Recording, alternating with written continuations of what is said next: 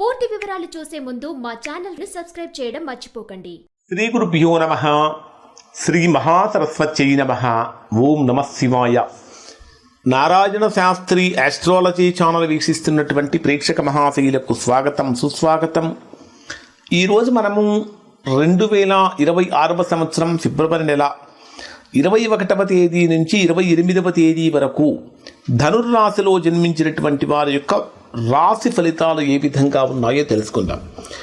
ధనుర్రాశి వారి యొక్క రాశి ఫలితాలను పరిశీలించే ముందు ధనుర్రాశి వారికి తృతీయ స్థానమైనటువంటి కుంభరాశిలో ఫిబ్రవరి 23వ తేదీ నుంచి మార్చి 1వ తేదీ వరకు పంచగ్రహ కూటమి జరుగుతున్నది. అంటే రాహువుతో కలిసి రవి, బుధ, కుజ, శుక్ర గ్రహాల యొక్క కలయిక, 5 గ్రహాల యొక్క కలయిక మీ రాశికి తృతీయ స్థానంలో జరుగుతున్నది. తృతీయ స్థానం అంటే దేనికి సంబంధించిన స్థానం? ధైర్యానికి, సహకారానికి, పరాక్రమానికి, సోదరులకు, పబ్లిక్ రిలేషన్స్కి, కమ్యూనికేషన్స్కి మొదలైనటువంటి వాటికి సంబంధించినటువంటి స్థానం. ఈ స్థానంలో పంచగ్రహ కూటమి యొక్క ప్రభావం ఏ విధంగా ఉంటుందనే ఒక ప్రత్యేకమైనటువంటి వీడియో మీకు మన రాశిఫలాలు అయిపోయిన వెంటనే అప్లోడ్ చేయడం జరుగుతుంది. ఆ వీడియోలో కొన్ని ధనుర్రాశి వారికి సంబంధించినటువంటి ప్రత్యేకమైనటువంటి పరిహారాలు కూడా చెప్పడం జరుగుతుంది. ఖచ్చితంగా ఆ వీడియో చూడండి, ఆ పరిహారాలు పాటించండి. ప్రస్తుతం ధనుర్రాశి వారిని కనుక పరిశీలిస్తే రాశ్యాధిపతి అయినటువంటి గురుడు రాశికి 7వ స్థానంలో సంచరిస్తున్నాడు. రాశ్యాధిపతి గురుడు రాశికి 7వ స్థానంలో సంచరించేటప్పుడు ధనుర్రాశి వారు చేసేటటువంటి ఏ పనైనా సరే చాలా ధర్మబద్ధంగా, నిజాయితీగా ముందుకు వెళుతూ ఉంటారు. ఎక్కడా కూడా సాధ్యమైనంత వరకు అధర్మానికి తావివ్వకుండా ముందుకు వెళ్ళే అవకాశాలు కనిపిస్తూ ఉన్నాయి. ఇంకొకటి ఏమిటంటే, మీ రాశికి 7వ స్థానంలో సంచరించేటటువంటి గురుడు యొక్క 7వ వీక్షణం మీ రాశి మీద, 9వ వీక్షణం మీ రాశికి తృతీయ స్థానంలో ఉన్నటువంటి పంచగ్రహ కూటమి మీద కూడా కలుగుతుంది. ఒక రకంగా చెప్పాలంటే మీ రాశ్యాధిపతి యొక్క వీక్షణం రాశికి తృతీయ స్థానమైనటువంటి పంచగ్రహ కూటమి మీద కూడా ఉన్నటువంటి కారణం చేత పంచగ్రహ కూటమి యొక్క ప్రభావం మీ మీద చాలా తీవ్రంగా అయితే ఉండదు. చిన్న చిన్న ప్రతికూలతలు అయితే ఉంటాయి.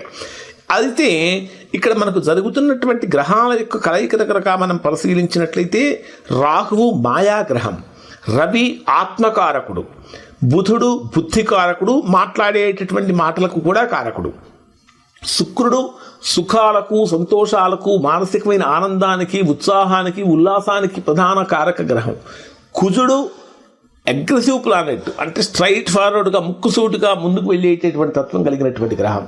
రాహువుతో రవి కలిసినా ఇబ్బంది, రాహువుతో కుజుడు కలిసినా ఇబ్బంది, రాహువుతో బుధుడు కలిసినా ఇబ్బంది, రాహువుతో శుక్రుడు కలిసినా ఇబ్బంది. అంటే ఏ గ్రహం అయితే మాయాగ్రహమైనటువంటి రాహువుతో కలుస్తూ ఉంటాయో అవి వాటి యొక్క సంపూర్ణమైనటువంటి ఫలితాలను అందించలేకపోతూ ఉంటాయి. అటువంటి సందర్భంలోనే మనం కొన్ని పరిహారాలు చేసుకోవాలి.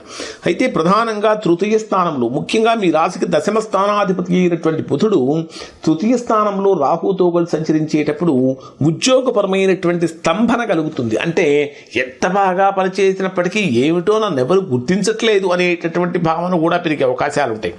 7వ స్థానాధిపతి అయినటువంటి బుధుడు కూడా తృతీయ స్థానంలోనే రాహుతో కలిసినప్పుడు కుటుంబ జీవితంలో కూడా ఏదో చిన్న అన్యమనస్కంగా ఉండటం కానీ, అన్యమనస్కంగా అంటే ముభావంగా ఉండటం కానీ ఈ విధంగా జరిగే అవకాశాలు కనిపిస్తూ ఉంటాయి. ప్రధానంగా కనుక తీసుకుంటే సంతానపరమైనటువంటి విషయాలలో కూడా ఎక్కడో చిన్న ఇబ్బందులు కలుగుతున్నాయా అనే భావన కలుగుతుంది. ఓవరాల్గా తీసుకుంటే అంటే విపరీతమైనటువంటి దుష్ఫలితాలు అయితే ధనుర్రాశి వారికి లేవు. ఇక 4వ స్థానంలో సంచరించేటటువంటి శని ప్రభావాన్ని కనుక మనం పరిశీలించినట్లయితే ఈ పంచగ్రహ కూటమి యొక్క కారణం చేత కూడా ఈ ధనుర్రాశి వారు గృహయోగానికి సంబంధించినటువంటి అనుకూలతలు పొందే అవకాశాలు ఉంటాయి.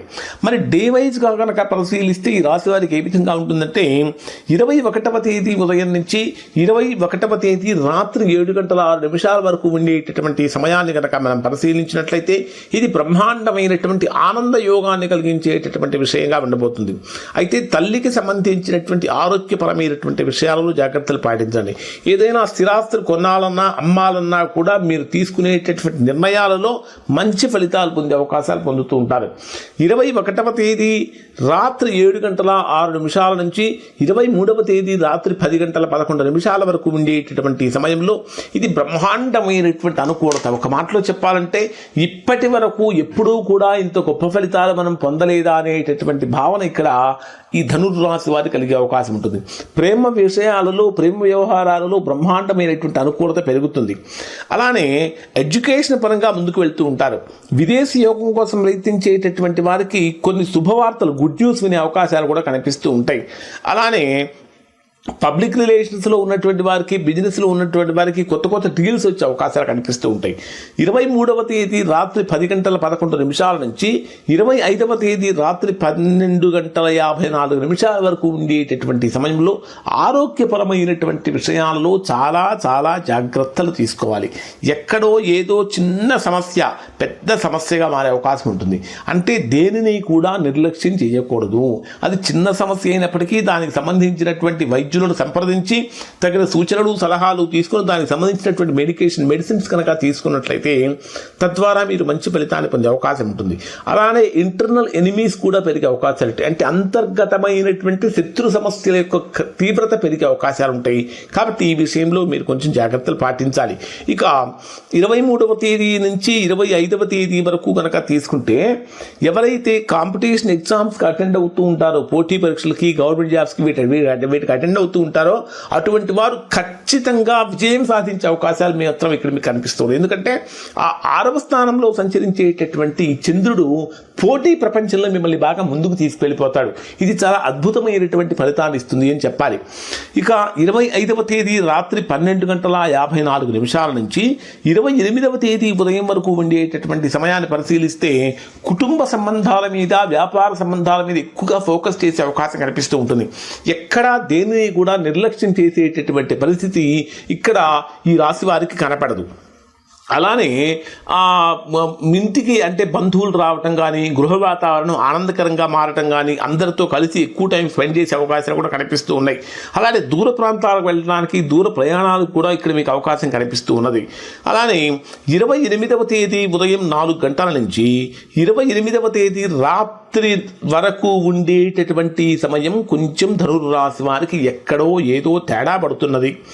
ఎక్కడ తేడా పడుతున్నదో తెలియదు, కానీ ఏదో జరుగుతున్నది. ఆర్థికంగా రావాల్సిన ధనం చేతికి అందట్లేదు, కట్టాల్సినవి కట్టేస్తున్నాము. అసలు ఏమైపోతున్నది, ఎందుకు ఇలా అయిపోతున్నాం అని ఒక రకంగా చెప్పాలంటే ప్రతికూలమైనటువంటి ఆలోచనలు మనిషిని, ధనుర్రాశి వారిని నించున్న చోట నించోనీయకుండా చేసే అవకాశం కనిపిస్తూ ఉంటుంది. కాబట్టి ఈ విషయంలో చాలా చాలా జాగ్రత్తలు పాటించాలి. ఈ రోజున మీరు ఖచ్చితంగా చేయాల్సిన పని ఏంటంటే అష్టమ స్థాన చంద్రదోషం యొక్క ప్రభావం కనుక తొలగిపోవాలంటే ఖచ్చితంగా మీరు చంద్రగ్రహానికి సంబంధించినటువంటి శాంతి చేయించుకోవాలి. చంద్రగ్రహానికి సంబంధించిన శాంతి చేయించుకోవటం అంటే కొంచెం ఖర్చుతో కూడుకున్నటువంటి పనే. అటువంటివి కాకుండా ఖర్చు లేకుండా కూడా మనము చేసుకునేటటువంటి కొన్ని పరిహారాలు ఏమిటంటే, ఎవరికైనా అసలే పేదవాళ్ళకి ఒక 1/2 కేజీనో కేజీనో బియ్యం కనుక దానంగా సమర్పించినట్లయితే మంచి ఫలితాలు పొందుతారు. శివాలయంలో శివుడికి ఒక పాల ప్యాకెట్ తీసుకువెళ్ళి ఇవ్వండి, దాంతో అభిషేకం చేస్తారు, తద్వారా మీకు మంచి ఫలితం పొందుతారు. ఇటువంటి పరిహారాలు చేయటం వల్ల ధనుర్రాశి వారు మంచి ఫలితాలు పొందే అవకాశం ఉంటుంది. ఇవి ధనుర్రాశి వారికి సంబంధించిన ఫలితాలు. శుభం.